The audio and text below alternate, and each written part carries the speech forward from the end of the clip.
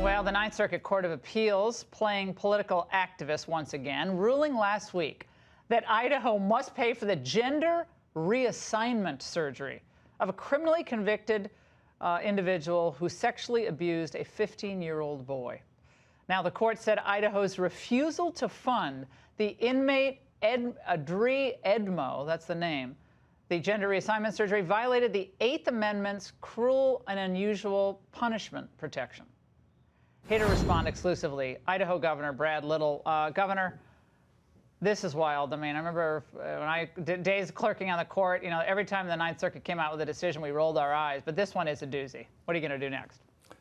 Well, there have been two other courts that have ruled opposite, and we appealed this to the Ninth Circuit, and we're going to appeal it again. We just heartily disagree. It's a bad precedent. It's going to be expensive, and it's contrary to the health professionals that we've had reviewing inmate Edmo's record, all the things about the inmate, and it's just contrary to good practices, and it's another example of activist court getting in the middle of something and creating a precedent that's going to be expensive for the taxpayers of Idaho and potentially all the taxpayers of the United States.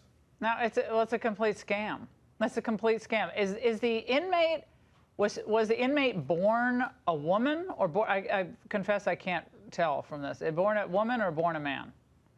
Born a man. Okay, and wants to transition for gender reassignment surgery, but convicted of sexually abusing a little boy, correct? So this would be part of the, I'm sure, never to go on to sexually abuse anyone again, I'm sure. I mean, this is, I think people watching across the country, Governor, see these kinds of stories and they feel helpless because unelected judges, you know, their life tenure on the court. And they feel, like, what happened to my country? What happened to common sense? And I think people really feel like they've lost the culture, and it's a sense of helplessness and kind of sadness at the same time.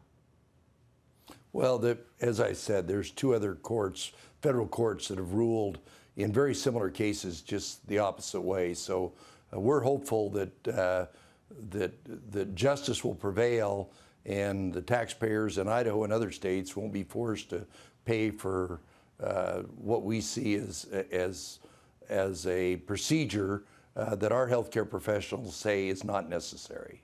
Well, Governor, this will end up at the Supreme Court because of the circuit split, and we hope Justice Kavanaugh and Gorsuch and Alito and all the rest are watching this very closely. Thank you very much, Governor, for the update. And when we come back, Raymond Arroyo